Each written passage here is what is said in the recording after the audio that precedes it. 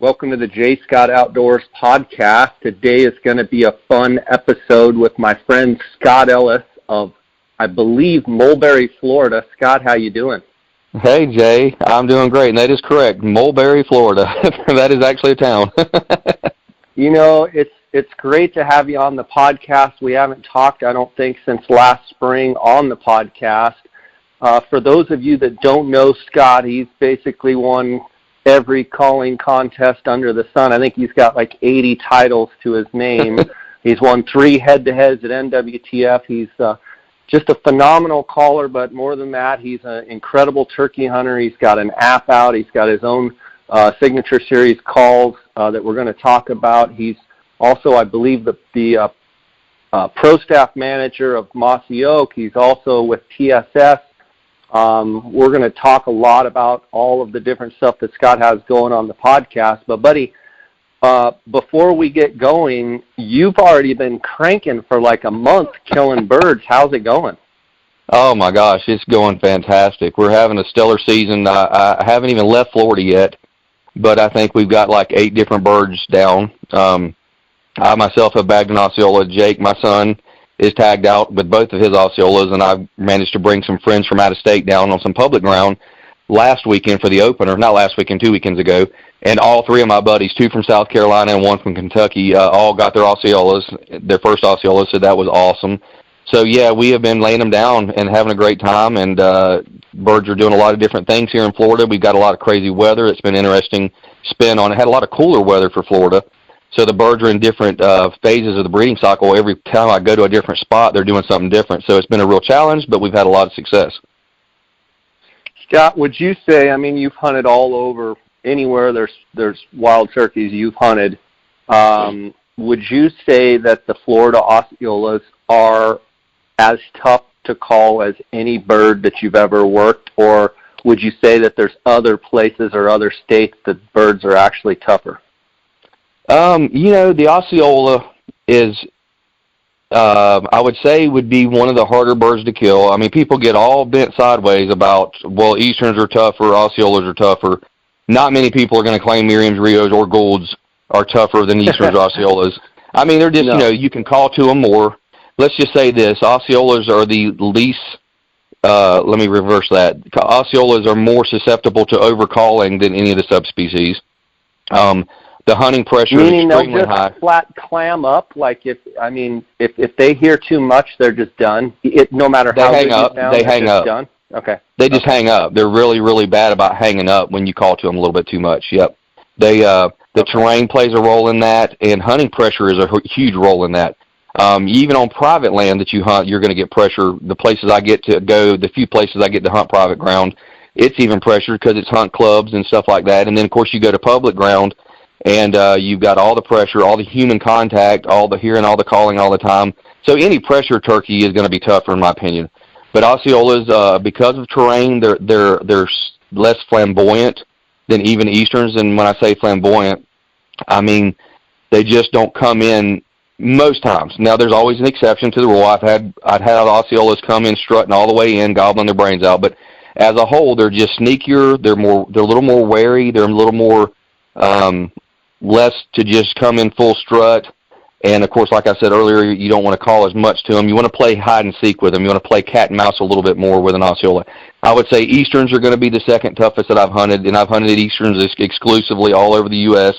And then probably Rios and Merriams are on the same. Goulds, Merriams, and Rios are about the same, honestly. They're not. I've hunted really tough Rios, Merriams, and Merriams. Our Goulds hunts together a couple years ago was pretty much canned. I mean, they worked perfect. Those birds were just, It was just a perfect setup, perfect scenarios. It worked great. The Rios and the Merriams that I've hunted, I've had some that took a lot of coaxing, a lot of repositioning. The one thing I found with those 2 subspecies that you can do, again, I mentioned earlier, is you can call a lot more to them. And that always is a plus, and it's always good for the turkey hunter if he gets to hear that bird gobble a little bit more. And, you know, if you don't call a lot of times those birds enough, they'll lose interest and walk off. I always say Rios and Merriams have ADD. If you don't call enough, they lose interest and walk off. It's really bizarre, but.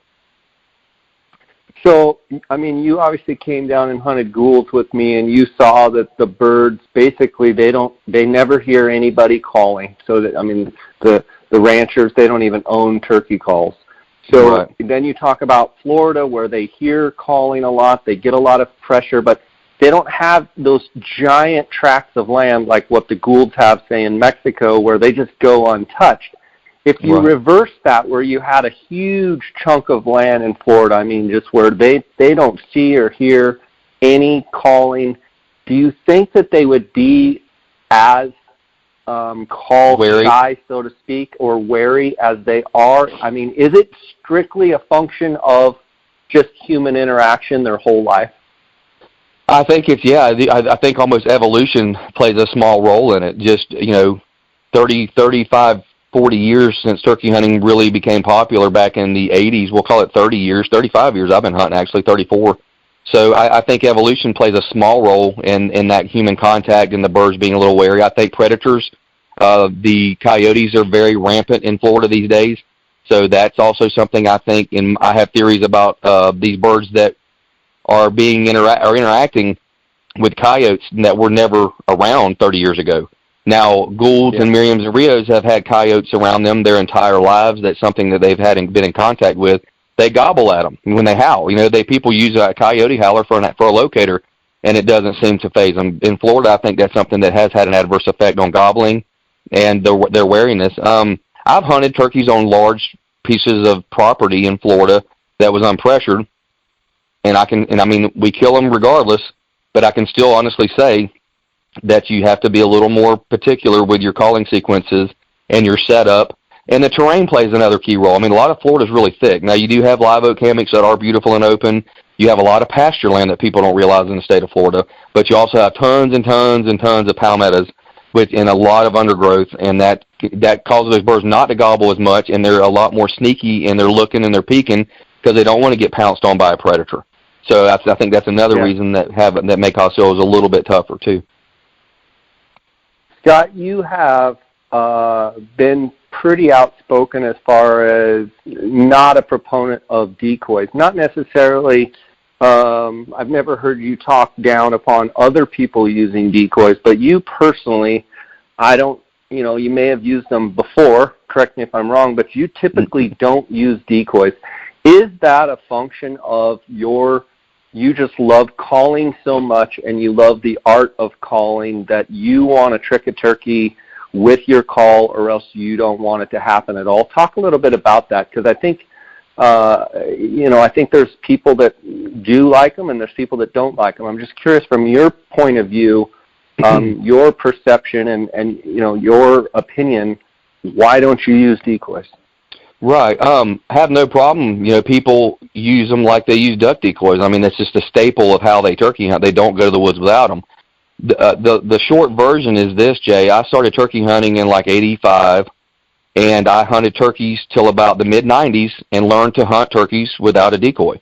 I learned setup, and then, of course, as you well know, I learned to call. I learned advanced calling and how to communicate with the birds. Not just call at the birds, you communicate with the birds. You use the calls and knowing how to put inflection in your calling to sometimes control your destiny. You can do things if you know what you're trying to say and the emotion you're trying to exhibit, that it can change the game for you. It can make him do things he wouldn't normally do, just based on communication.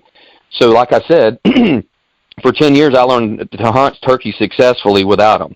In the mid-90s, I was stationed at Fort Jackson in the Army, and that was when the Featherflex decoys hit the market. That was one of the first commercial decoys, if you remember the foam injection. Lightweight was horribly unrealistic. They resembled a turkey. We look back now and we just shake our heads probably like, what the heck were we using? But I remember back then we thought they were pretty slick.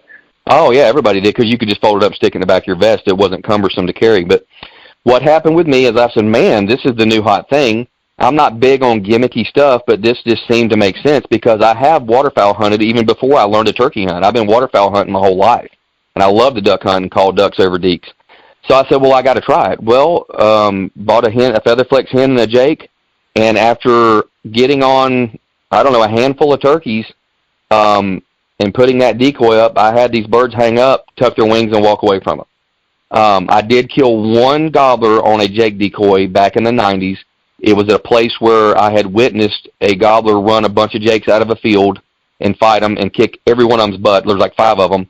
So I knew just based on his characteristics that he was probably going to, if he saw Jake in that field that he was in, he was going to come fight it, and it was going to work.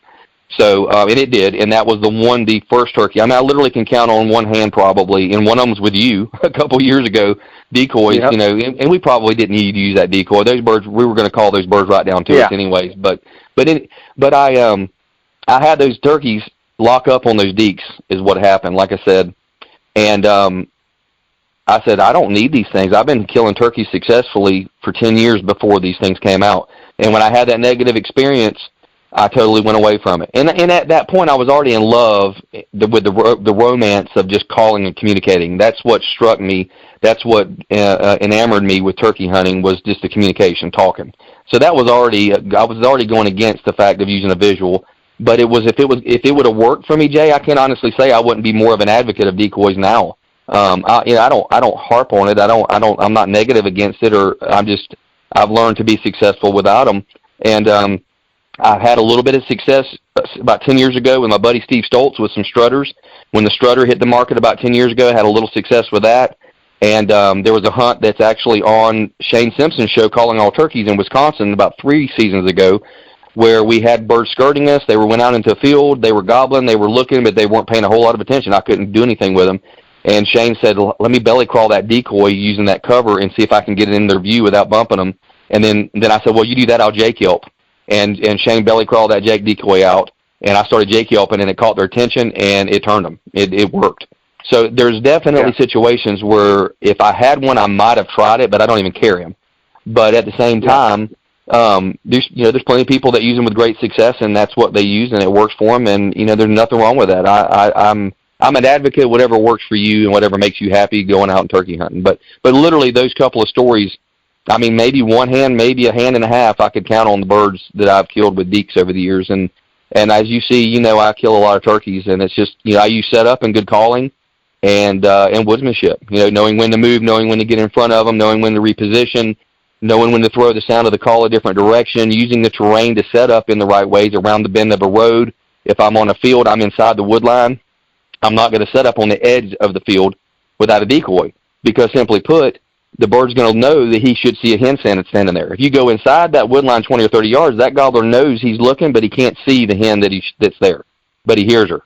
So a great example of that was the other weekend down here in South Florida. I'll give you a quick story. It was actually on the Spur show that I'm a part of right now, the Spur season on the Mossio Go app, and we had struck a bird after not hearing anything off the roost and set up for about an hour and a half after good daylight. The fog burned off.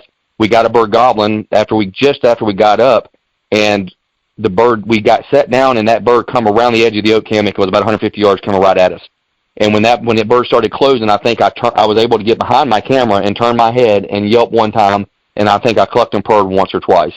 And that was it. And there was a little bit of a broom straw between he and I, so he couldn't quite see 100% of, his visibility was a little obscured. But that's all I did once we made contact, because I knew if I sat there and yelped to that gobbler and yelped and yelped and yelped without him seeing a hen that should have been in front of us or where we were at, he was going to hang up. He was not going to close that distance. So that's a great example of how you would hunt a bird without a deek in a more open area. But at any rate, I'm getting sidetracked telling stories here. Sorry. Yeah, but I mean, you bring up a couple great things, and one thing I would ask you is, do you think that a lot of people make the mistake, and have you witnessed people and heard about people making the mistake of doing exactly what you just said, where the turkey's going to want to come where they're hearing a sound, and they're going to want to come where they can see? But if you don't give them, if you're set up in an area where they can see everything they need to see, they're not coming any further. They're smart enough to realize, I should see what I'm hearing.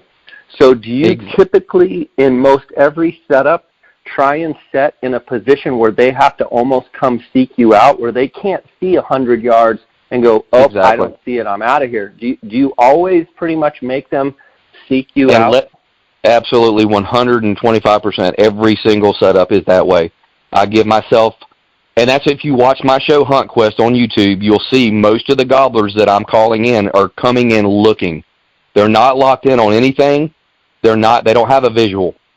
And then a lot of times I don't get a lot of B-roll of my turkey kill shots because I'm set up in a spot where he makes his appearance, and he's in gun range or right at gun range, and then he gets shot. I mean, and that's so. Right. Yes, to answer your question, 100%. That is how I set up. Now, you might get hamstringed every once in a while, and that's exactly what happened on that hunt down in South Florida a couple of weeks ago. Was we got hamstringed. I mean, I had no idea that bird was going to pop out as quick as he did, because honestly, when he was gobbling, we couldn't course him. For some reason, the gobble was echoing through the hammock, and we had the pasture on our left, and it was just, we could not pinpoint that gobbler, so he caught us off guard and hamstringed us a little bit, and that's when I just shut it down and did not call him too much when I knew he could make eye contact or see that hen that should have been standing there. So, yeah, I mean, that's how I do it. I call it hiding the hen, Jay. That's my, okay. I like to think I coined that because I've never heard it used before, but I use the phrase hiding the hen, and that's what I do. And whenever he makes his appearance, if you will, he should see the hen, and it's too late. He's got some Apex TSS coming his way. Yeah. Speaking of Apex TSS, explain your involvement with the company, and for those that don't know what it is, talk a little bit about that and how the company's grown and what your role basically is with them. Absolutely. I'm the pro staff manager for Apex and the pro staff manager for Woodhaven. Just to clarify earlier, you mentioned Mossack. I'm on their national pro staff, and I'm not their pro staff manager. That's Tim Anderson, just for clarification. But yep, I'm their pro staff manager for Apex, and I do a lot of marketing with them. I help with video clips. I help with instructional stuff that we do for calling. And TSS is a great company owned by veterans and spouses of veterans. Two active duty fellas and the spouse of another active duty jet pilot, female officer actually, and that's Jason Lonsberry, Jared Lewis, and Nick Charney. And what TSS is in a nutshell, if people, there's a big rage going on about it. It's awesome stuff. It's the beauty of TSS is simply this: I shoot number 9s, or I will shoot a little bit bigger size shot depending on what I need per state, because some states allow like maybe 7s or the smallest you can use. Some have no restrictions. But either way, the small shot weighs almost 2/3 of what lead weighs, over what lead weighs. So easiest way to explain it is like a number 9 TSS pellet weighs about what a number 5 lead weighs. So what does that mean? But it's for the much smaller? Much smaller, so that means you get better penetration. You have less friction when it enters bone and it enters meat and tissue. So there's less surface to tissue contact, which allows deeper penetration. And the more important thing is you have absolutely quadrupled your pattern density.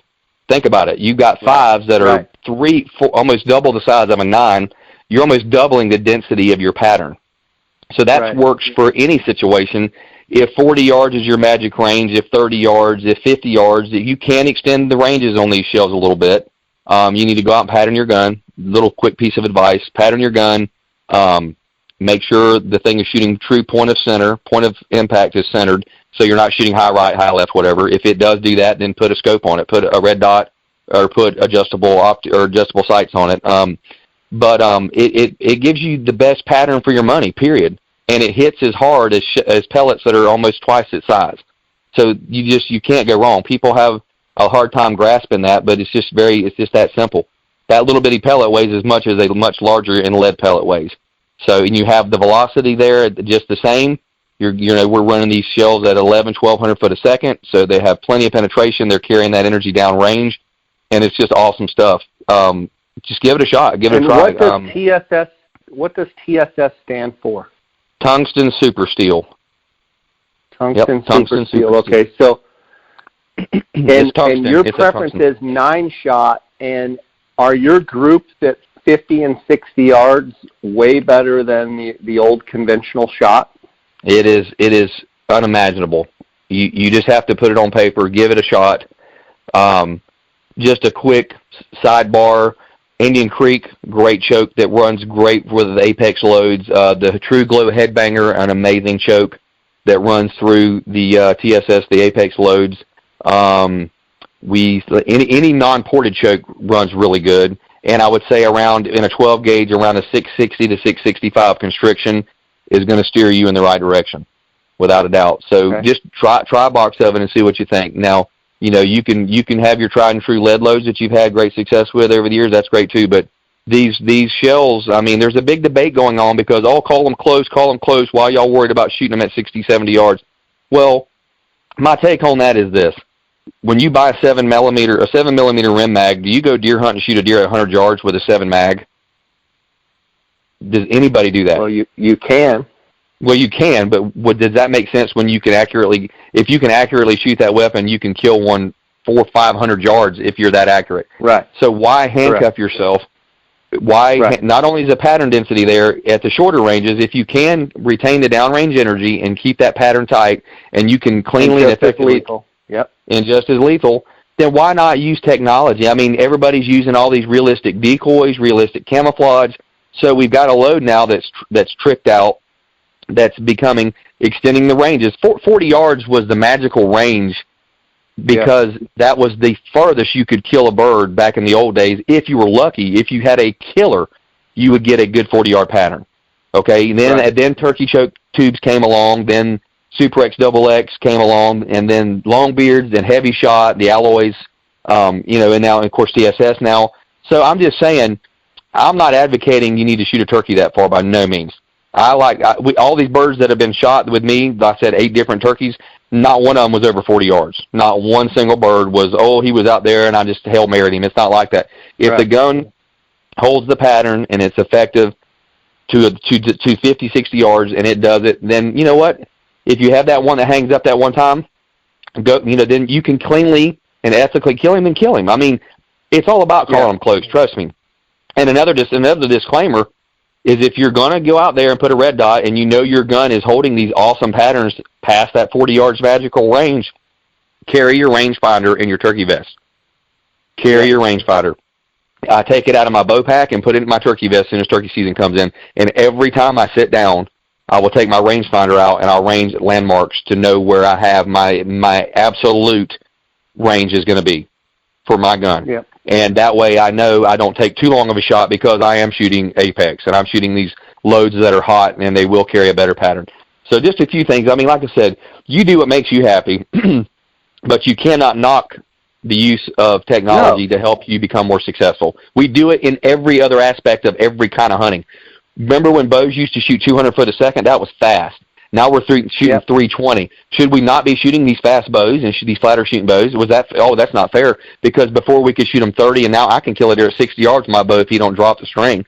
All day, every day, I shoot at 60 yards. What, is that unethical now? Because I know I can do it. Anything that makes a better pattern, and anything that makes a better pattern or a more lethal kill, I'm all for. I mean, I throw a grenade at them. I mean, I'm not one at all to be like, my way of fishing is better than your way of fishing. And that's the way I kind of break some of this down. Like, my method of, my fly rod is better than your bait casting rod. I just don't, I mean, we're all hunters, we're all fishermen. If you can find something that, you can effectively kill it at a deeper distance and have better penetration, go for it. Absolutely. With that being said, I do see a lot of guys are going more with 20 gauges and going with actually smaller gauge shotguns. Absolutely. And a lot more comfortable, a lot lighter. Less recoil. Less recoil, and shooting the TSS, and I'm just reading about it. I'm seeing all kinds of stuff about it. Have you jumped into shooting 20 gauge, or are you still shooting a 12? I am still shooting my old trusty 1300 Winchester turkey gun, but I did kill one with my wife Kim's Beretta in Oregon, my Miriam to complete, when I think you saw on Hunt Quest where Jake and I finished a father-son single season Grand Slam a couple years ago out with Bo and Casey Brooks in Oregon. And that gun, that we only took one shotgun.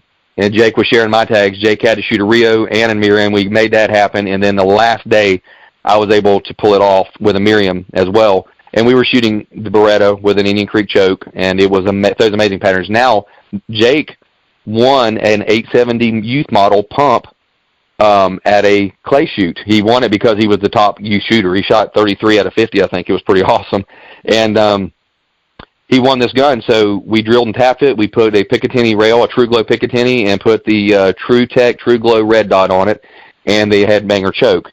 And I'm just telling you, it is absolutely startling, the patterns that not only that gun, but many guns are getting, these 20 gauges are getting. They're just as good. They're 3 times better than any of our 12 gauge guns were 15 years ago, literally. Yeah.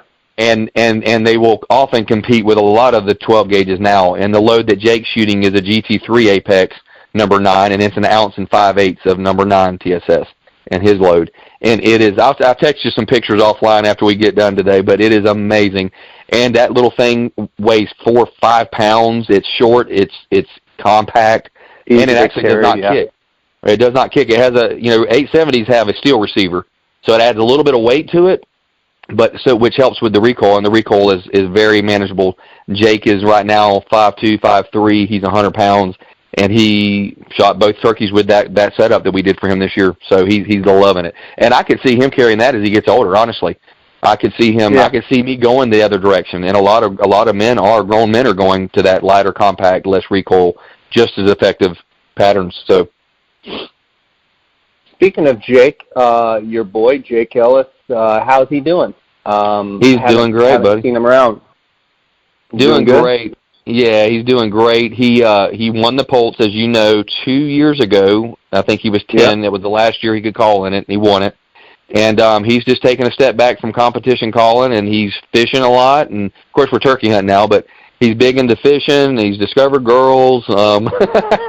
He's good. He's in junior high school he's now. He's living the American dream. There you go, man. There you go. But, Does yeah, he just play love golf?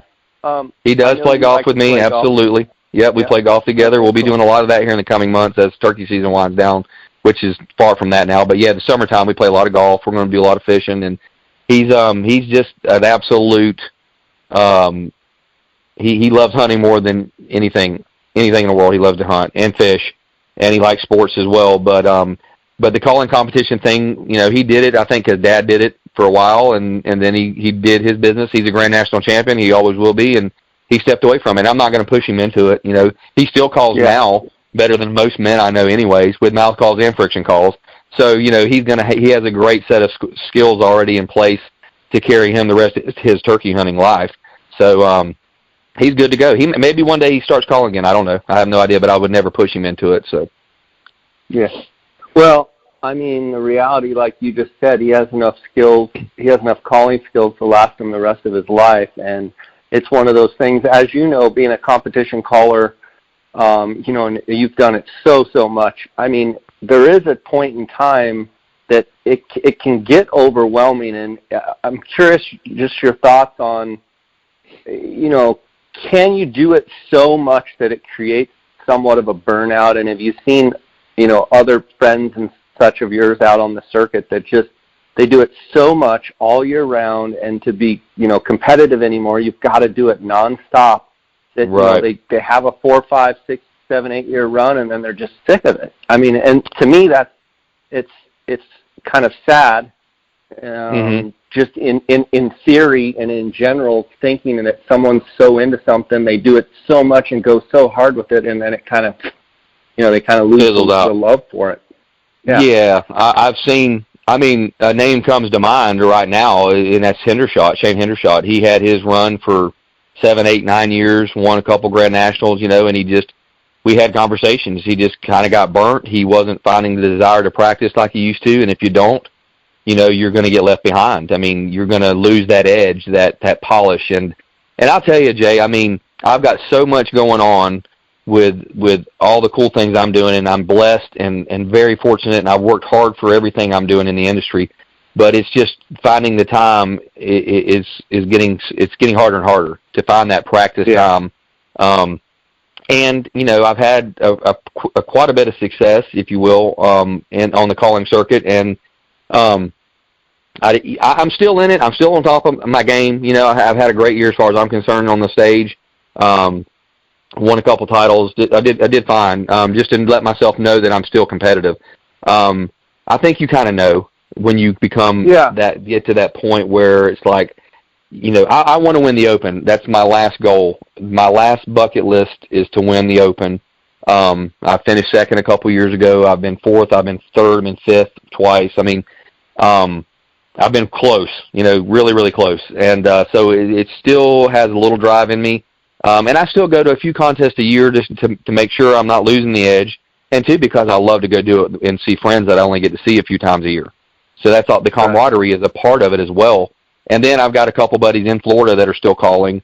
And it's fun to just jump on a plane if you're fortunate enough to be able to do that, to get on a plane and fly out and meet some friends, spend a weekend with them, go call in a contest, grill out, fellowship with great turkey hunting buddies and callers, and that's still a part of it for me. So I'm trying to maintain, but I can attest that the drive is waned a little bit in the last, I'd say 5 years probably. It's starting to slow down for me a little bit, just because of time and because of just being so busy, honestly, just being so busy. Yeah, for sure. Let's talk about Hunt Quest a little bit. Awesome YouTube series show that you've been doing for several years now. Talk about for those that aren't familiar with it, talk about how it's going, where you see it going, and kind of, just like general theme of Hunt Quest. Right. I appreciate that. This is actually season 2 and I'm doing all the production, all the editing. It's all my own little baby. I do some of the filming, and quite honestly, a lot of these trips, I don't have a professional camera guy with me. I've got a buddy that's helping film. All of my good buddies that I hunt with year after year are all now pretty good camera guys because I stuck a camera in their hand probably even before Hunt Quest. I was starting to film probably 6-7 years ago. But it's just a simple show that just chronicles the success and the failure of a guy going turkey hunting. And just as a disclaimer, I don't do this full time. All I do is manage vacation from work with weekends. Every hunt I go on is a trip with like a Thursday, Friday off or a Monday, Tuesday off, and I'll fly on the day before if I can that evening, hopefully, to get in and land and get your gear together, and you wake up the next morning with almost no sleep and go turkey hunting. And that's what I do. So it's really tough, doing it that way and getting kills on camera and following the entire story. It's a lot of work. It's a labor of love. I like to say a regular Joe like myself, just out trying to get good footage and good quality hunts and sharing that. And I try to do some instructional stuff, and I try to, as I'm learning field production and getting better at it, is just telling everybody what's going on and what we're about to do and why we're about to do it. You try to talk people through. As you well know, I have a lot of instructional stuff that we can talk about a little bit later, but I'm trying to give tips and tactics along the way about what we did and why we did it, and that's something I'm trying to integrate more and more into it, because it's easy to get caught in the heat of the moment and you lose sight of, I'm just trying to kill this turkey. But ultimately, You're trying to talk people through what's going on. We're going to reposition. I'm going to stage a fight because this bird's hung up and nothing is working. I'm going to call to the hens right now, and I'm going to be very soft and subtle. I'm not going to get aggressive. We've had that whole talk over the years on different podcasts. It's a great conversation about calling to hens. I love giving my dissertation on it, but and that's what it is. It's on YouTube. There's actually, I think, 21 total episodes, 2 seasons. I sprinkle in a little bit of deer hunting when I can. There's some hog hunts on there. There's a quail hunt or 2 on there.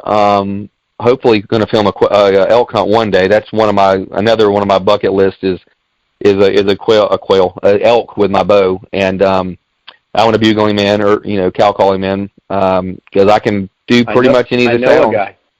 You know a guy. I know this. We got to talk about that someday soon. Yep. So, Scott, that's one of the things that drew me to you before I even met you, and we became buddies. I used to love to watch on YouTube the instructional stuff, and there's still stuff on there. You can still go and find the instructional stuff. Still there. And I was really drawn to, talking about you specifically, talking through how to, front end, how to do all the different things and exactly how to do it. And it actually led into you creating an app. So not only do you have a YouTube channel, but you also have an app well, let's back up. Before you had the app, you had Mouth Call Magic 1 and 2, those DVDs that just, someday they're going to be looked at as just, historic, groundbreaking. Like, I mean, I really believe that. Like those things that you find like 30 years later, and you're like, wow, this is something that still holds water. Absolutely. You know, Denny's old videos come to my mind when you say that. I mean, just amazing, ahead of its time. Yep. Yeah, and then you created an app. Talk a little bit about just the constant evolution of, you know, working on whether it be YouTube videos, you know, DVDs, now an app, you know, all that different stuff, how technology allows you to interact with people, even carrying into social media with, you know, your Facebook, your Instagram. Talk a little bit about how the app and all of that comes to fruition.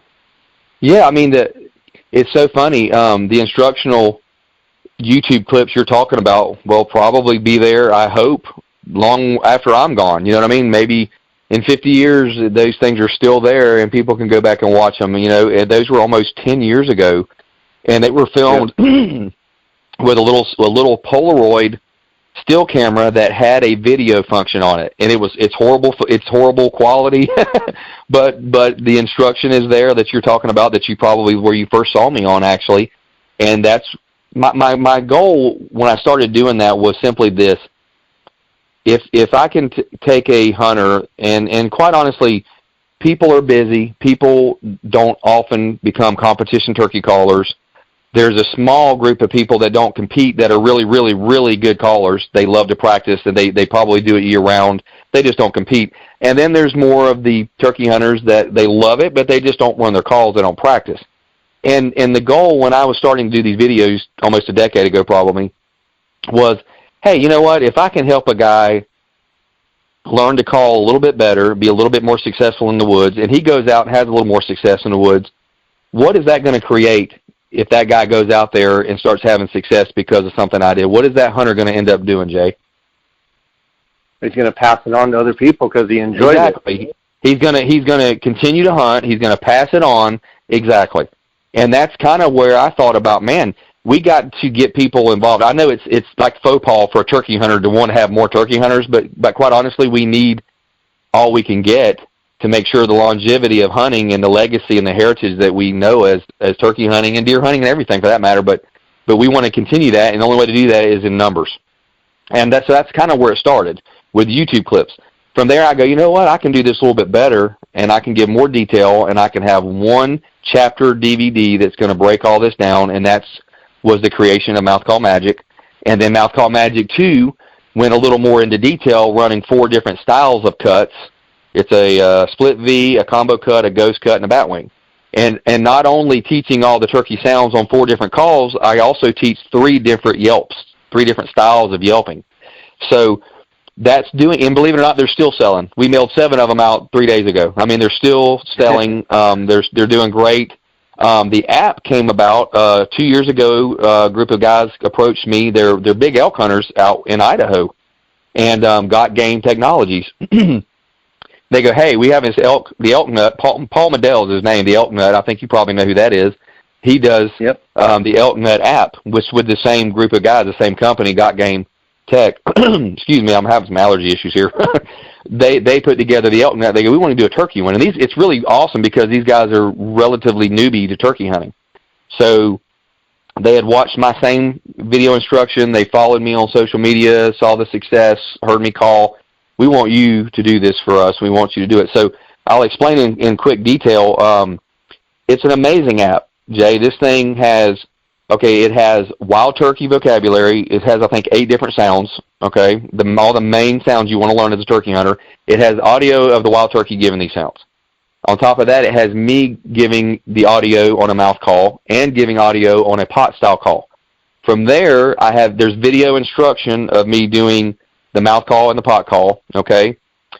And to boot, there is actually written tips about each call, breaking it down into just type so a guy can read about it and maybe grasp it that way. And it talks about what the call is, and obviously you can hear it, so you have the audio, what the call is, when turkeys use it, and when you should use it to communicate, and how that call communicates with the turkeys. Last but not least, there's actually a built-in audio recorder that comes on the app that goes through it accesses your microphone on your cell phone, and you can record yourself and loop it with wild turkeys or with my calling.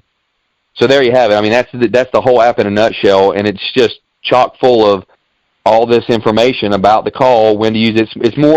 It's more detailed even than the DVDs, because it talks more about it, how to use it in a hunting situation. And that's always a plus, because if you don't know what to do with that call that you've learned, then it's kind of useless other than just making turkey sounds. So, and you can get it right on your telephone. Right there on your telephone, yeah. It's on the App Store and Google Play. Yeah, both there. It's $4.99, and I'm really proud of the project. I think I can't tell you how many testimonies we've gotten from it. It's building steam right now. Obviously, turkey season's starting to kick off in all the states across the country now that Florida, Alabama, Georgia, South Carolina, everybody's starting to light it up now, and the seasons are coming in, and it's picking up steam, and it's doing well, and I hope it helps people, and give it a shot, give it a try. Yeah, for sure. Scott, I want to take a quick second here and thank the sponsors of this podcast. I want to thank GoHunt.com. My friend Cody Nelson, I call him the glassing guru. He's the optics authority.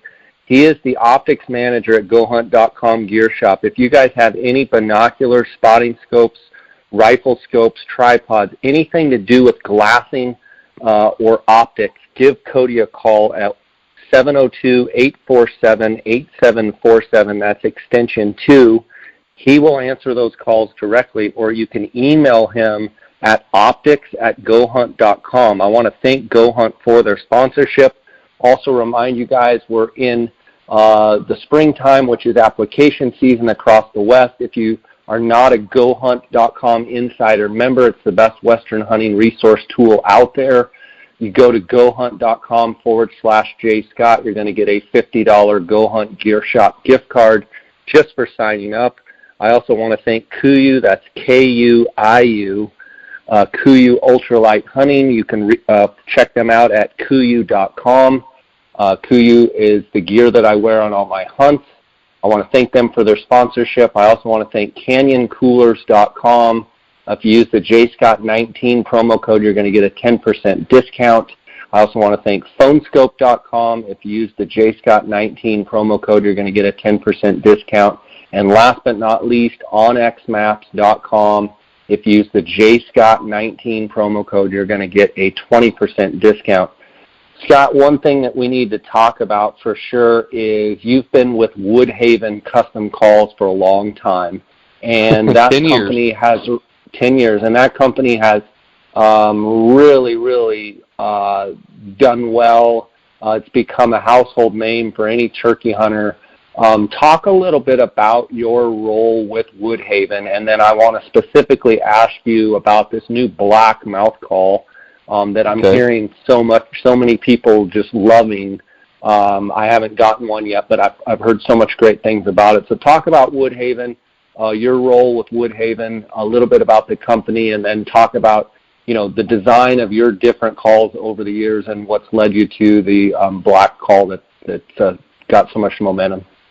Yes, sir. The Black Reactor is what you were speaking of. The Woodhaven Custom Calls out of Heflin, Alabama, owned by Mike Pentecost. I am their pro staff manager as well. Built a team of guys, some of the best in the industry, 50 strong, I think it is, across the nation. And my role with that is just managing the in-store promotions and social media to help the guys with sharing the Woodhaven word, if you will, the Woodhaven gospel, I like to call it, because it's instruments for creating hymn music is what we call our Woodhaven calls. We love them. We're proud of them. I'm proud to be part of a good Christian-based company. It's been a labor of love for me. I mean, it's like we're part of the family. Kim and Jake and I are just part of the family, and I'm so loyal to a great company with great product, with great customer service, that clearly create a call that is just puts a little more realism, in my opinion, in what you're doing with minimal effort. That's always what I've said.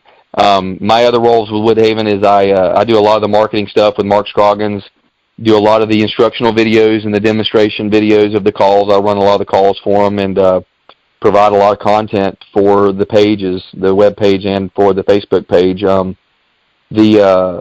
The Black Reactor is the mouth call that I've designed that's came out this year that's doing really, really well. Totally unique cut, like my others.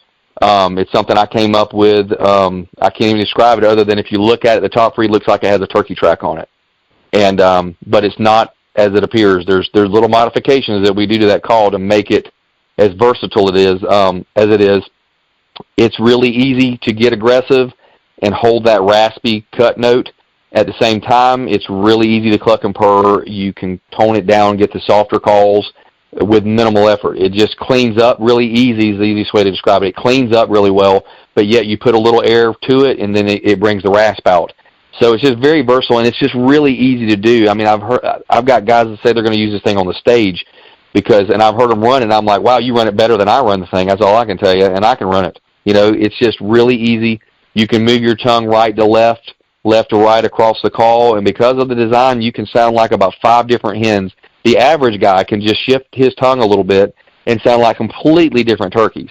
And that is a heck of an advantage when you're out there hunting and you've got a bird that's you've been yelping to for 10 minutes, 20 minutes, 30 minutes, and he's hung up, and you want to change the sound of the voice of the turkey hen. And that's what I do all the time. If one hen turkey voice doesn't work, we all know sometimes you change the call up. You go to a tube call, a trumpet call, a box call, a pot call, or you're very versatile in the ability to change the sound of the voice with the mouth call, which is what I do mostly, and I can sound like about 6 or 7, 8 different hens, like distinctly different hens. This call does that with ease, and then the average guy can do this with ease. I mean, what more can you ask for out of a turkey call? I mean, it's realistic, it's easy to use, and you can sound like a whole bunch of different turkeys on one single call. So that's the Black Reactor, and that's available, gosh, Jay, Bass Pro, Cabela's, Gander Outdoors, Academy, I believe, www.woodhavencustomcalls.com, all of the online retail stores, basspro.com, cabela.com also as well. But just really proud of it. You know, I've got my other 3 designs that have been on board with Woodhaven for, 7, 8 years, and that's the Raspy Red Reactor, the Yellow Venom, and my favorite of all of them, honestly, is my New Energy call, the Ellis New Energy, and that's a split V with the wingtips trimmed off of the 2 right and left wings. It's clipped off at a 45, and that allows you to clean up the front of the call, get a little sweeter sound, but also get really raspy. And people love that rasp, man. They love to get rasp, but the more advanced caller loves to be able to cluck and purr and do some of the softer, cleaner stuff, the whines, the tree calls, bubble clucks. It'll do all that as well. Scott, let me ask you a question about rasp, and I think it's, you know, growing up watching the old Primos DVDs and all of that, and then, you know, then all of a sudden they started coming out with these raspy calls. Mm-hmm. In your opinion, for the everyday Joe turkey hunter, is that element of rasp that, you know, 20 years ago was like not pushed on us, but it was promoted, oh, this is the raspy call and this is more realistic. In your mind, has that actually set, and I'm not calling specifically Primos out, I'm just saying, you know, they were the leader in turkey videos and DVDs in the time back then. Right. Do you think that introduction of rasp actually went too far and actually took some people that were pretty good front-end type yelpers and created all this rasp? And I hear people calling it's just rasp. I'm like, it doesn't even sound like a turkey. Doesn't even sound like a turkey. Like, has it actually too much rasp, you know, emphasis years ago thrown in? Do you think it's derailed a bunch of turkey mouth callers? I don't know if it's derailed them per se. I think exactly what you're talking about. It's become a household turkey hunting, you know, language is raspy, and there's a ton of turkey hunters across the nation. They want that nastiest, raspiest, and to me almost unrealistic sound, but that's what they want. Now, obviously, lots of people kill turkeys with that sound, but to me, I think if you can throw a little bit of more of a 2-note, distinctive high-low, you know, note in that, you're going to be more realistic, and to me, the more realistic you are, you're going to kill more turkeys. I think it was almost like you said, maybe to some degree force-fed, rasp over the years. But and that's ironic because that's my calls they have the rasp in them, but they have the ability to clean up as well, and that's what I've done with all of my designs. And most of the Woodhaven calls are that way. You can clean them up. They're very versatile in the ability to create different sounds from the low-end soft stuff to the high-end raspy stuff. One comes to mind that our highest selling call, best selling call of all times, is the red wasp, and that's a thick reed, top reed V over 2 reeds of prophylactic, and that call is raspy. And buddy, people eat it up, and they kill a lot of turkeys with it. They love that rasp, and the beauty of a really, really raspy call too is you can cut real hard on it, and it doesn't ever ping out. You know, like you hear Miriam's and Rios, they cut, and Goulds cut with almost no rasp, and they cluck with almost no rasp.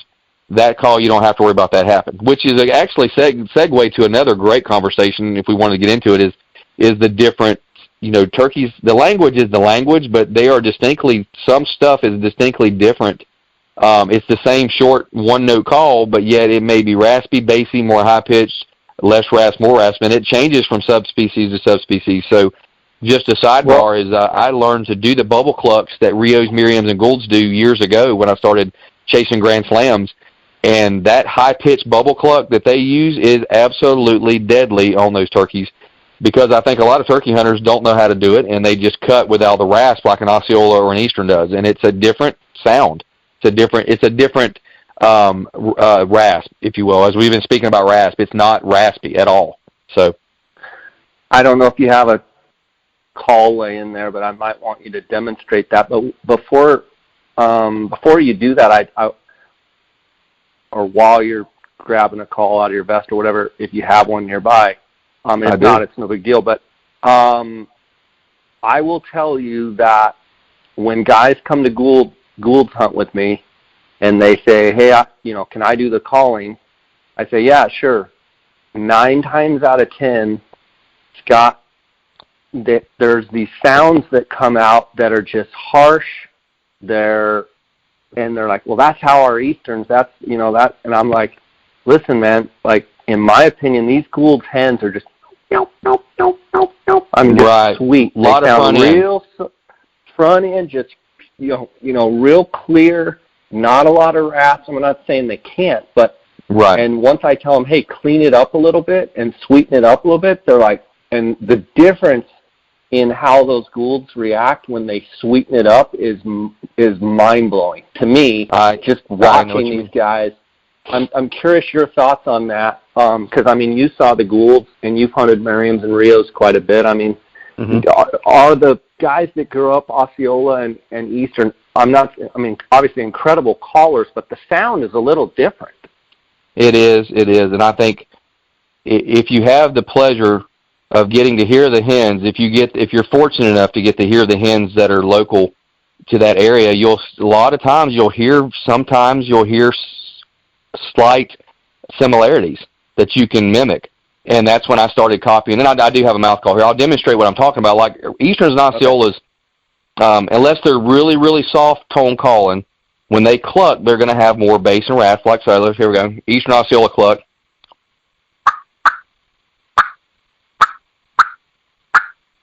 You can hear the rasp, the popping. It's a sharper note. When you start talking Miriams and Rios and Goulds, when they cluck, well, let me cut, and I'll cut as well. I'm going to do some cutting as an Osceola or an Eastern.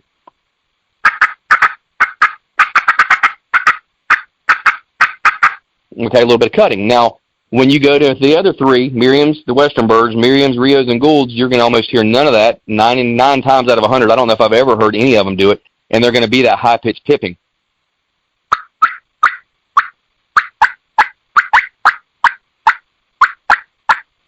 Does that sound familiar to you? Oh yeah, buddy. That's like that morning when we had those birds and they were just pipping away.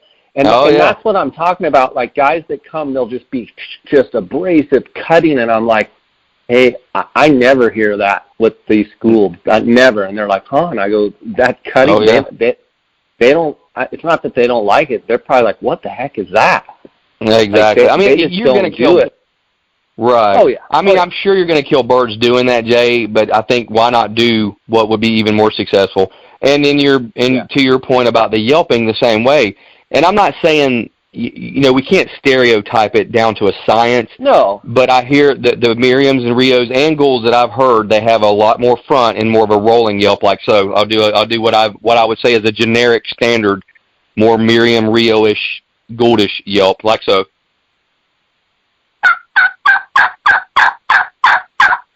A lot of front. Yep. Okay, and then let's pretend that we're doing Easterns and Osceolas, and I'll do what I can consider that's more common.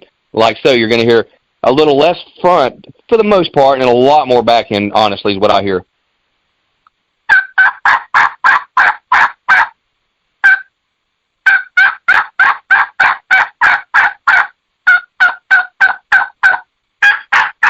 I'm going back and forth.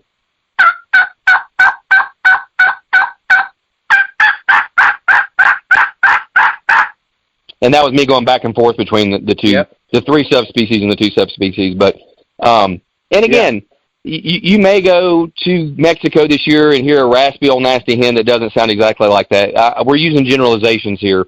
And the best rule of thumb would be copy the hens that you're hearing. That's going to be the best rule of thumb, whether it's the lighter front end or the heavier front end or vice versa with the back end. Just copy what you hear in what you hear your hens doing in your area that you're hunting, and you're probably not going to go wrong at all. But yeah, I mean, for sure, if you've got a good conversation going with hens, there's no reason to do anything crazy if they're eating it up and if the bird's gobbling, and if you're talking to the hens, keep doing what you're doing. I mean, from a strategy position, when you're talking calling and trying to be as effective as you can calling, you know, how much is just staying within your lane of what's working at the time during the setup rather than getting too crazy and fancy. As you know, we kill 50, 60, 70 goulds a year, and I get to hear all kinds of different callers. And sometimes I'm sitting there thinking, man, stay in your lane. That bird was eating it up, and now you're getting too fancy. Talk a little bit about someone like yourself that can make every call in the book, kind of staying in your lane and what's working at the time, and instead of getting too fancy and over calling and getting too crazy. Right. I think the best rule of thumb is start basic. And when you say stay in your lane, I think start basic and save all those fancy stuff.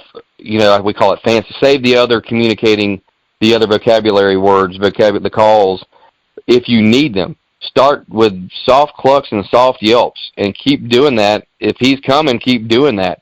And then if he hangs up at 100 yards or 120 or 90, then you can start getting a little more aggressive with some cutting. You can get aggressive with a little bit more excited yelp, fast series of yelps. You can step up your emotion level, or you can go the other end of the spectrum and decrease your emotion level and just be soft and start bubble clucking and purring and whining. Or you can go completely silent, which is very deadly on most subspecies. I'd say Easterns and Osceolas, dead silence is probably one of the best tactics. Merriam's, Rios, and Golds not as much as going silent I don't think is as effective, but just a disclaimer there. But they lose interest, right? They lose interest. That's what I've always said. Yeah, they have ADD. Is what I've always said. Yeah. But just do the basics and save those tricks for later in the engagement if you need them. If you start right off, the only variable that I throw in that scenario is if a bird's way, way, way off, and I'm not able to close the distance, and he's way off. That's when I will immediately get more aggressive. I'll call a little louder, a little more excited, because I am trying to truly draw his attention from a longer distance away. Now, if I can move on him, obviously that's the easy answer. I'm going to try to get closer to him so I can start with the basics. But sometimes you can't do that. Maybe that bird's not gobbling frequently enough to move in on him and position on him without the risk of bumping him. That happens all the time. They'll gobble. They're a little apprehensive. They're not hammering. So you're at the mercy of that bird and the fact that he's not giving his location away like you need to get tighter. And that's when I do get more aggressive and I do try to charge him up and get him going. And that's, again, from those further distances is when I will get a little louder and a little more excited. If I strike a bird, he's 125 yards, straight up, soft yelps and little light clucks, and that's all I'm wanting to do to get him. Now, to get him coming. If that doesn't work, then I'll start increasing my emotion level. Like I said, I'll start cutting a little bit. I'll get a little more aggressive. I'll get a little more excited to try to ramp his mood up and get him supercharged, if you will, get him excited. And then, as he starts to close the distance, I will often go backwards again and start toning it back down, acting like I'm almost losing interest. You're playing off his emotions. You get him charged up. You finally get him coming when he wasn't that interested, and all of a sudden you act disinterested. It's like a guy at a bar. You know, he's trying to find a girlfriend. We're keeping this PC here, but you're trying to find a girlfriend, and he starts talking to the girl. The girl's very open to conversation. She's very interested, and then all of a sudden she becomes disinterested, and she's not wanting to talk to the guy. What's the guy going to do? Yeah, he's either going to move in harder or he's going to back away. There you go. You're not as quick on your feet as you used to be. No, he's going to move in. He's going to try harder, and that's exactly what I'm doing to a gobbler's head. I'm getting in his head. I'm trying to make him think I'm super hot, super excited, super interested, and then I may back off. Now, if he's closing the distance, boom, you got a dead turkey. I mean, that happens too. You know, just by doing the more excited stuff. But very often, I will just as a general rule of thumb, I'll kind of calm it down a little bit just to play off his emotion. Now, sometimes, guess what happens? He loses interest, like you said, he'll back away. Sometimes, if all of a sudden she becomes disinterested, the hen or the woman, she'll back away. The guy will back away because he thinks that she's disinterested. So that's when you have to bring that excitement level back up, so you don't lose the gobbler. Because sometimes they'll turn around and walk off if you get too less excited, instead of keeping and maintaining that excitement level up there. Like you said, the Miriams and Rios and Goulds, very often if you don't keep them going and keep them supercharged, they'll walk off. They lose interest. And they're more susceptible to that, I think, than Easterns and Osceolas are. You talked about bubble cluck. Mm-hmm. And can you demonstrate that? Absolutely. And a bubble cluck to me is very similar to what a Miriam's, Rio, and Gould's does daily. But you'll hear Easterns and Osceolas do it a lot on the roost when they're tree calling, and they'll also do it when they're doing the very, very soft under-the-breath purrs and clucks. And I'm calling it a bubble cluck because it's not, so she's purring.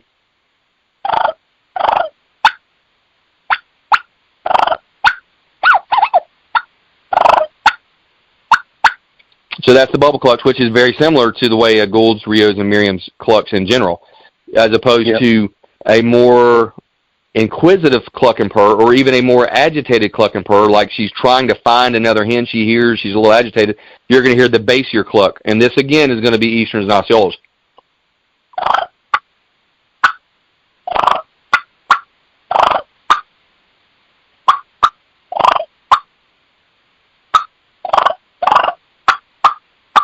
And you hear the bass and the rasp in those little clucks. And they do it both ways. And then also, you mentioned, I mentioned off the roost as well, so you're tree calling and bubble clucking.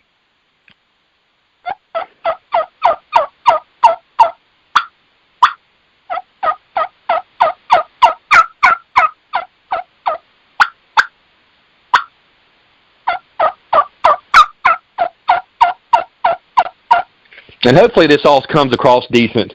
You know how it is recording on cell phones on some of these podcasts. The sound quality is not exactly there, but hopefully people can get the gist out of what we're doing, especially the softer stuff. They should hear that pretty well.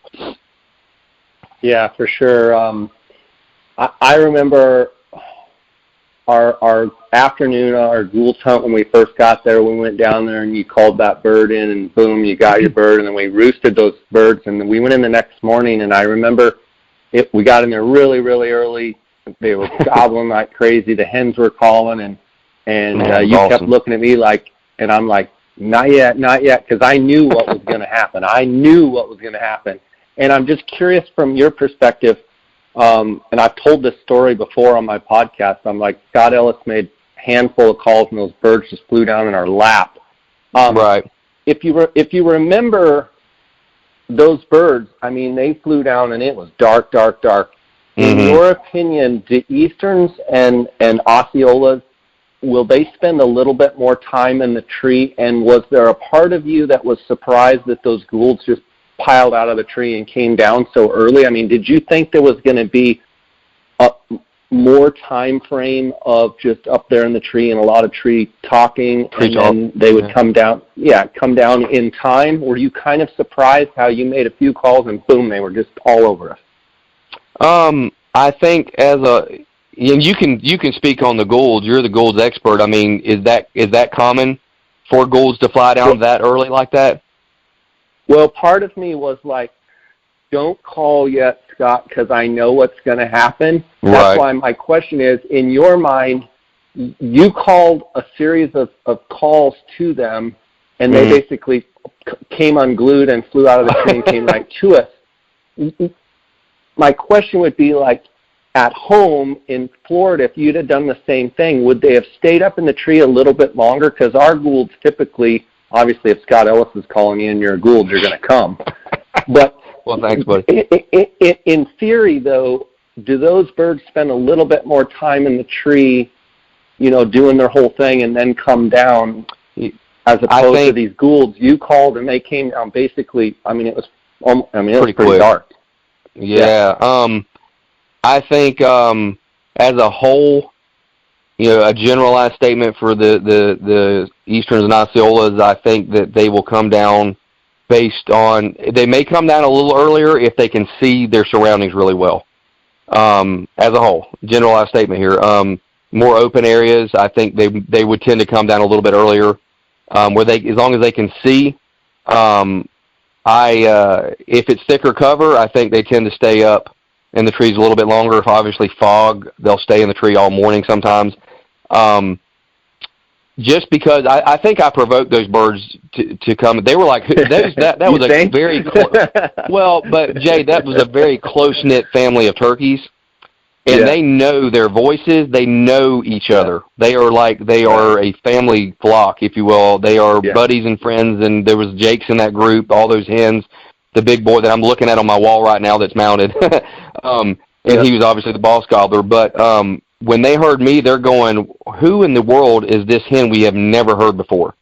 So I think that may have made, who is she all about? Because those birds were in that pocket, in that bottom in there, and they live there. That's their daily deal. That's where they go. That's where they roost. They live there all day long.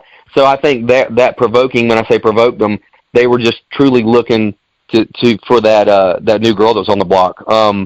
When I'm calling to a Eastern Osceola, or even Rios or Miriams for that matter, I mean, I don't know that that I've ever provoked one on that ground. That was a really neat situation that occurred that day. How interested they were in me. Like you said, I just tree called and bubble clucked, and they lost their minds. You know, not had that happen. Ballistic. They did. Gobbled about 8. Oh my gosh! And the hens were cutting, doing their pipping, but I mean, as a whole, I think it's, I don't know that I've ever provoked them that rapidly to come off the limb, maybe prematurely. To answer your question, yes, I think the other subspecies will generally stay on the limb a little bit longer. Now, I have seen Rios and Miriams fly down, especially Miriams, in like open terrain out in Nebraska, like I said, really, really, really earlier than I would have thought an Eastern Osceola would. But there's always the one-off. There's always going to be a guy sitting there listening to this going, man, I had one fly down. It was almost pitch black dark. I've killed Osceolas in almost the pitch black dark. So there's always going to be one-offs. You know what I mean? There's always going to be things that turkeys do that aren't the norm. And that's why I love them so dearly, because just when you think you got them figured out, they do something different. But you can often speak in like generalized terms. And this is after hunting 34 years and killing, I don't even know how many turkeys at this point anymore, and calling in probably twice that many. You know, you're going to see generalized characteristics, behavioral characteristics. And I think that clocks it pretty well, that generally the other subspecies outside of Miriams, I think and Rios for that matter, will stay up in the tree a little bit longer generally. And those, and going back to what I asked you, not to get long-winded on this one topic, but you see Miriams Goulds come down really early like that a lot, or not so much? No, I'm just saying I knew that they were going to come unglued, so I would have probably waited a little bit longer, because I'm like, Scott's going to call these. I mean, they are going to come unglued, and it's exactly what happened. Right. I was worried that it was going to be so early, they'd come in and like almost be too early to not even be able to shoot them because it's too early. And much less film them, right? Yeah. Yeah, and much less get, I was thinking we got to get film of this, and so I was just curious your thought process, but it was an amazing morning.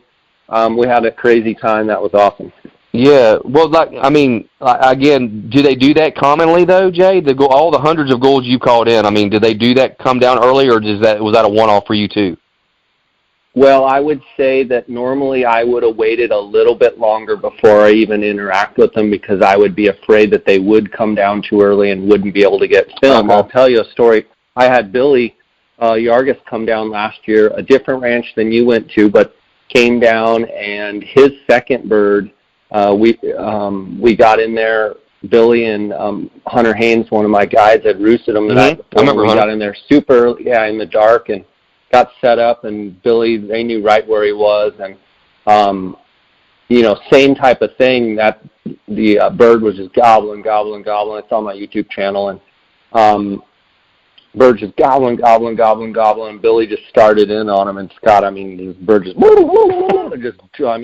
quadruple gobbling craziness. And I'm thinking that bird's going to fly right in the dark. And they actually had a hen with them, and Billy started in with that hen, and it was just, when I get to hunt with guys like yourself and Billy and listen to actually how you guys do it, it blows me away, because there's no lack of confidence. As far as I told Billy, I said, you called a lot to that bird, and he kind of smiled, and he's like, yeah, he goes, some birds you can call a lot to. And that was one thing I noticed that morning. Like he just kept the conversation going, and that bird flew in and read the script and came straight in, and it was awesome. But I think a lot of that is calling with confidence. Like you guys that are really good at calling, especially with mouth calls. When you call with confidence, you can call more, as opposed to the person that maybe doesn't sound perfect. The more he calls, the more that bird has a chance to go, something ain't right. But when you sound like Scott or sound like Billy, like you sound exactly like a turkey, you can, I think, get away with more. Right. Get away with more. Yeah. Yeah, and especially like you said, the hen, he got the hen going, and as those hens were going to town with you and I a couple years ago, that's something that's a great topic to chat about. And I don't like to talk a lot to them, and I mean, obviously that morning I didn't talk a lot to those birds, but what I did do got them going and got them talking, and we didn't know the whole flock. I mean, you may have known it because you've hunted goulds more, for years, and they kind of know how they react and how they work. But a lot of times, I don't give a lot of tree talk to a gobbler. Very, very little. Some people will give more tree talk.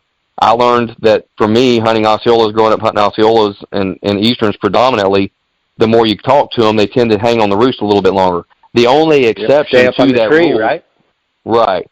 The only exception to that rule, which is why I was asking you if it's common for goulds to fly down like that, because Easterns and Osceolas will generally do the opposite if you call too much to them on the limb. They will not fly down early like that. They want you to come to them and gather under their tree, right? I mean, to some point, yeah.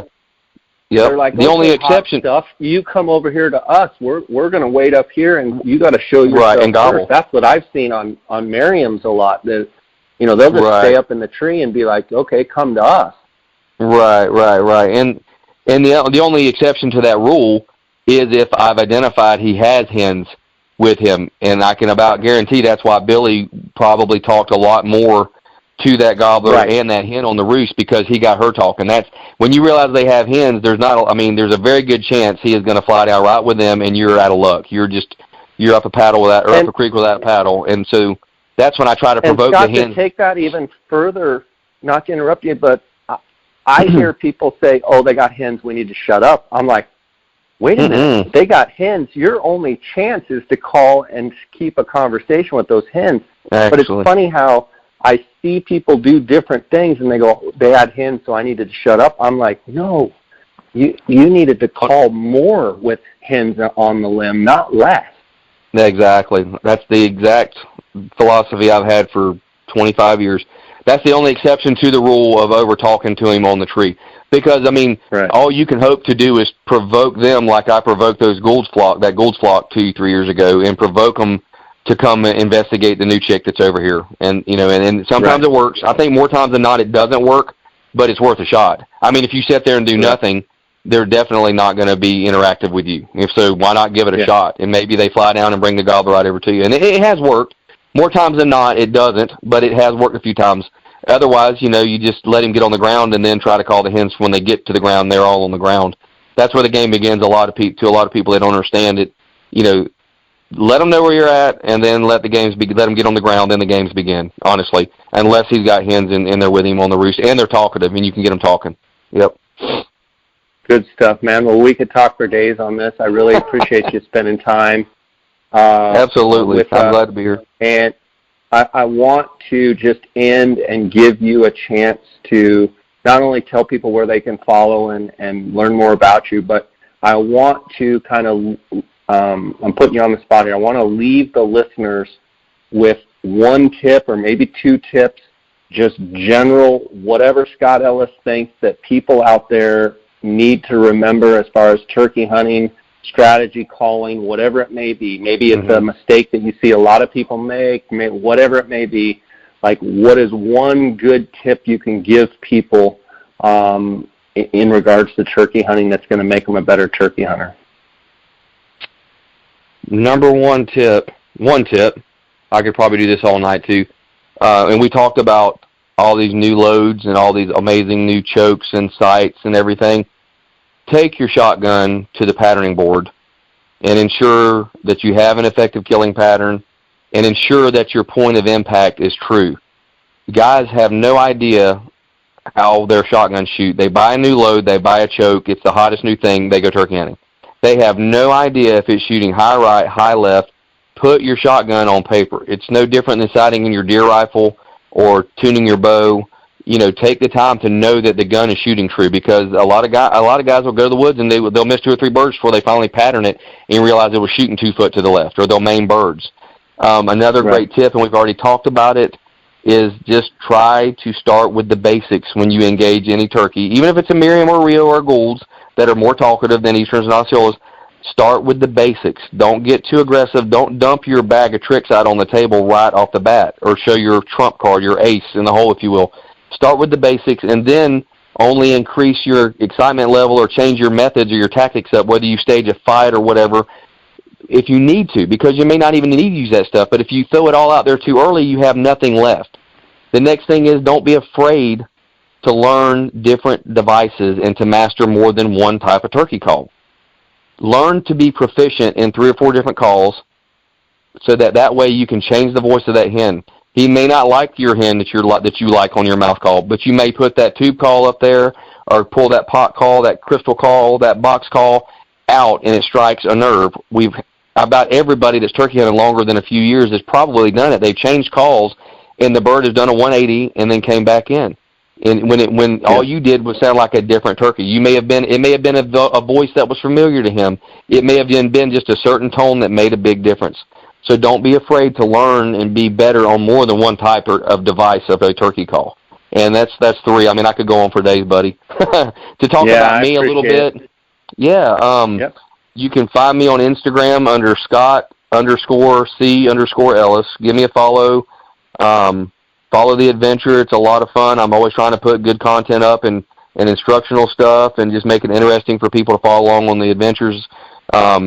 You can find my DVDs at ScottEllisHunting.com. As well, we have Hunt Quest T-shirts now made up that you can check out. They're available on Scott Ellis Hunting, ScottEllisHunting.com. The app is called Turkey Tech with Scott Ellis. I don't think we even mentioned it earlier, but the app we spoke of is Turkey Tech with Scott Ellis. It's on the App Store and Google Play. Please check out Hunt Quest on YouTube. All you got to do is go into YouTube search engine and type Hunt Quest, and it'll pop up. There's not only the show. What's that? Hunt Quest? That's Hunt Quest with a U, not a W. Oh, right, yes. Quest, yep. And not only will you find all the 21 episodes of the show, you'll find all these instructionals that Jay was talking about and I've been talking about that have been up for like a decade, like 10 years and 20 pounds ago, boys and girls. They're still up there. And I mean, some of these things have 150,000 views. I mean, a lot of turkey hunters have learned a lot from these little simple tips and instructionals. And I think that covers the gamut pretty much. Hunt Quest with Scott Ellis is on Facebook. I have a Facebook page as well. You can give me a follow there. It's a Hunt Quest with Scott Ellis. And I appreciate your time, Jay. We could talk turkeys till the cows come home, till next turkey season probably. I enjoy our conversations, buddy. That sounds good. Well, you knock them down. I know you've got about another month or so left to hunt, and I know you've got a bunch of states you're going to hit. And Scott may be looking for a Merriam's hunt. Any of you guys listening out in the West, if they've got some really good Merriam's hunt, maybe reach out to Scott. Scott, always appreciate your time. Always appreciate your professionalism and all that you give back to the industry. Sorry I missed you at NWTF. I actually went to the Western Hunting Expo. I flip-flop usually every year on those. It's usually during the same time. But hopefully I'll get to see you next year, and I'll keep watching Hunt Quest and look forward to seeing all the success that you have for the remaining of the spring season here, buddy. Well, thank you very much, and best of luck on the Goulds.com. Goulds Hunt. What is it? What is your website? GouldsTurkeyHunt.com. There you go. I messed it up. 75 birds this year, and going to be our biggest season, and really looking forward to it. Going to kick it off kind of mid-April, and so yeah, awesome. Scott, it's always great having you on. Tell Jake and Kim hello, and we'll see you down the road. God bless. Okay, buddy? Thank you, Jay. I appreciate you having me. All right, bye. All right, bye-bye.